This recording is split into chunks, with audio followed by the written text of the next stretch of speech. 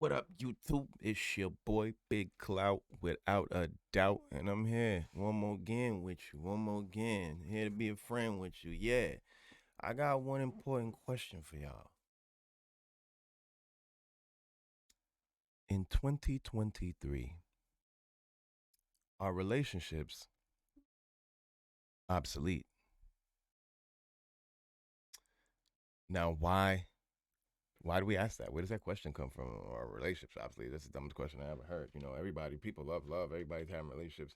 But on a serious note, I'm asking this question because I've noticed that between men and women at this current time in history, there seems to be a lot of discontent. It's not uncommon for me to be scrolling on my Instagram, see something on spoken word where there's like a Kevin Samuels clip or a Fresh and Fit clip or a clip from a podcast, and literally it's always the conversation or topic is seems to always be intersexual dynamics, and the comments always crazy. The men are saying this, the women are saying this, and there's always those people in the comments like, "Yo, could we leave this conversation in like 2022? Like, could we let this conversation go? Like, we've talked about this over and over again."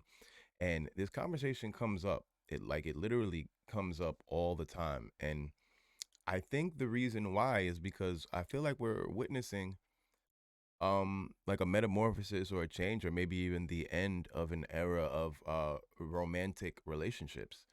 You know, I think that we may have to seriously entertain the idea or the concept that maybe romantic relationships in general, and I'm not just talking about marriage, I'm talking about boyfriend, girlfriend, I'm talking about, anything beyond, um, I guess, having children or beyond, like, just sexual connection. It seems as though that's losing its necessity in the world. Partially, I think that has to do with, the disintegration almost of gender roles. We live in a society where gender definitely does not mean what it once meant. And as far as identity, there are no longer really roles that go with the identity that seems to accompany certain genders.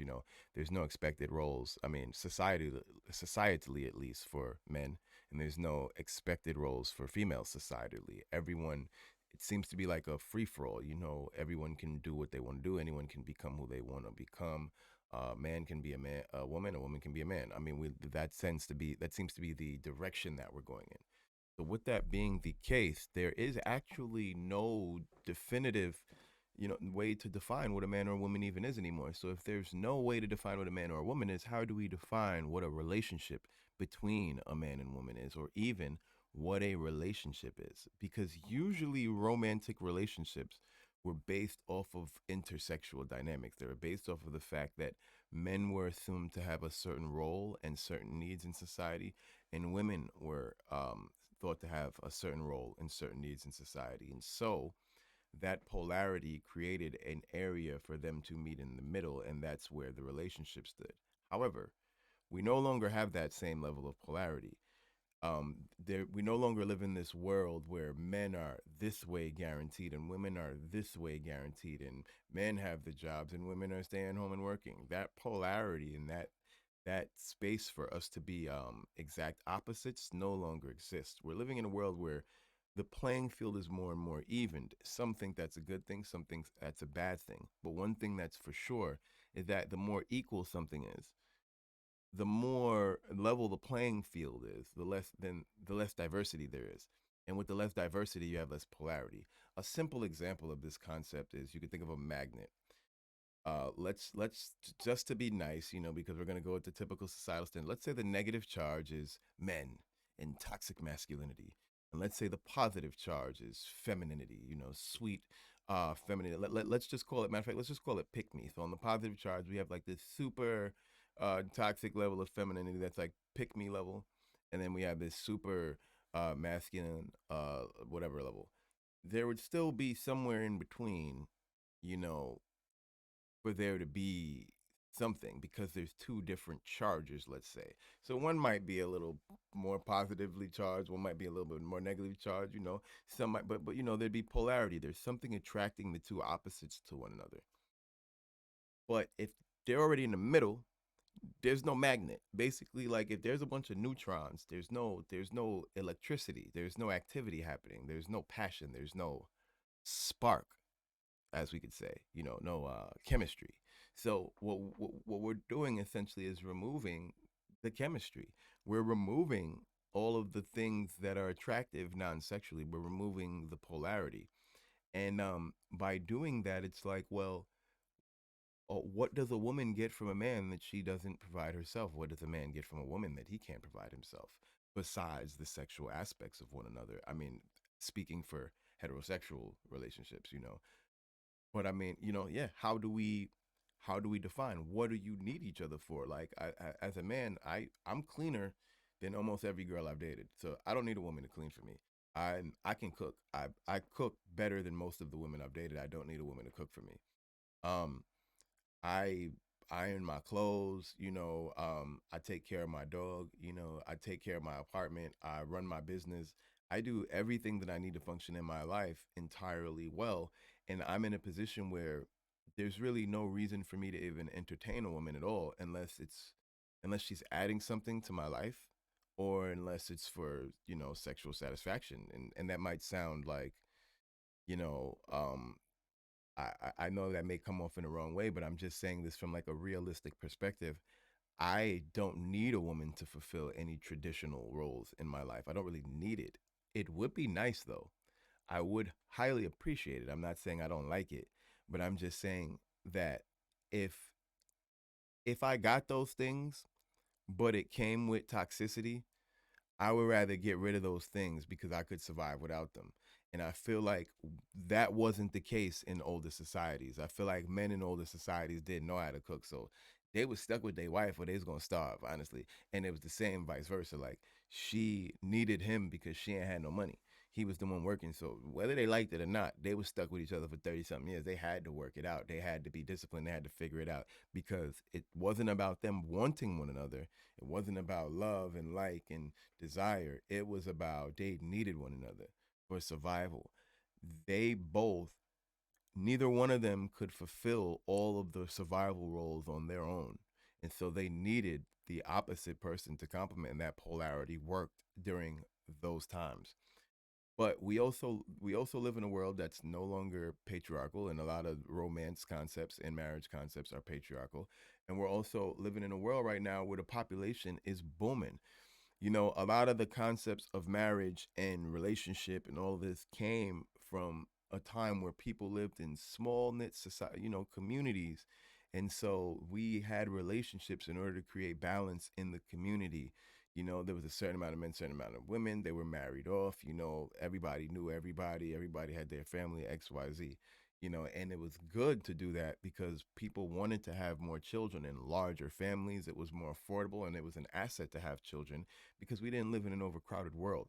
But in a world that we live in now with billions of people, and the society is what many would say that it's overpopulated. They would say that the numbers are growing out of control and that we don't have the resources to sustain it. I think psychologically that conditions people to not even want to reproduce. So we have a situation now where the men and women don't need each other, and we also don't really have a need to reproduce because people are not in scarcity. We also have so much technological advances that make it so that many of the roles that men and women had to play are completely irrelevant.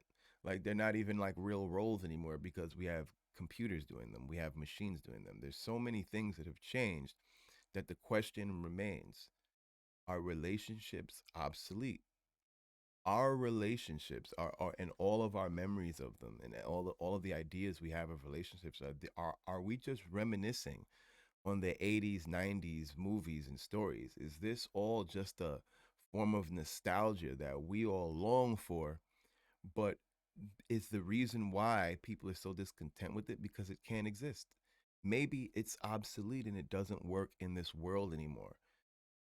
I think that's something we got to really analyze to see if that's true, because I just find that everything that goes with the concept of what a traditional relationship was existed in a patriarchal world. And we live in a world now that is extremely hostile to patriarchal thinking and patriarchal ways. So it's going to be impossible to hold on to those traditional standards. those standards are based off of a form of equality that's not equal. Actually, it's more like a congruence than it is inequality. It's like I play my role, you play your role, and it's balanced because of that. We're not the same though, equal, but in a world where equality is expected, whose job is it to pay the bills? Whose job is it to check when there's a robber at the door? Whose job is it to cover expenses? Whose job is it to take care of the kids? Whose job is it to do what? We have to either we have to make a decision on what we want. Do we want traditional relationships? Because if we do, then that means we have to go traditional fully for men and women. That means that women got to go back to being virgins, so that men can go back to paying all the bills, and women got to not work and be trained in cooking and all these things to take care of the home so that they can be a good, faithful wife. And then we got to remove all the porn, and we got to get people back in church every weekend. And we got to, so that the men aren't distracted. We have to go back to policing the way women dress so that the men are not distracted and are not tempted, and so that every man can stay faithful to his wife because he's not distracted out in the world. And also, if women weren't working in the world, like in the olden times, the men wouldn't really see many women when they were out because the women would be at home. And so, in order to see women, they'd have to go back home. So, do we really want to go back to all of those traditional tenets of what it is to live in a traditional society with traditional relationships or in traditional marriage? Or do we want this modern society and this modern world with partnerships, equality, situationships? Now, personally, I can't say which is bad. I know that one has existed longer and one creates more families. However, we're in a society where a family isn't even necessary. Well, let me rephrase. Not that a family is not necessary, it's just that it's highly discouraged because it's so expensive. It's so hard. It's not incentivized to have a family in the society we have right now. And it's very hard to keep a family together because of how lax divorce laws are. And, because of, again, this rift between men and women. So I feel as though if it's true that relationships are obsolete, then we can restructure ideas around child rearing and not around the relationship. We can restructure connections around, sex instead of them actually trying to be around the relationship between the men and women and between love, because a lot of the romantic concepts of love in are patriarchal, and that doesn't work in this equality, gynocentric society we're currently living in now. We're gonna have to adapt and change. Um, Let me know what you think in the comment box below. If you like what I'm talking about and the information I've been providing, then like, subscribe, and yeah, join into the conversation. Let me know what you think, because I feel as though getting to the root of this will be able to help so many of us decide where to move forward as far as relationships go. We need to be able to figure out, like, collectively, what's going to be the format for the future for our society? Are we doing modern relationships, or are we doing traditional? And and once we decide, we have to now act on that accordingly. Thank you for coming to my TED Talk. It has been your boy, Big Clout, without a doubt, and I'm out. Take care.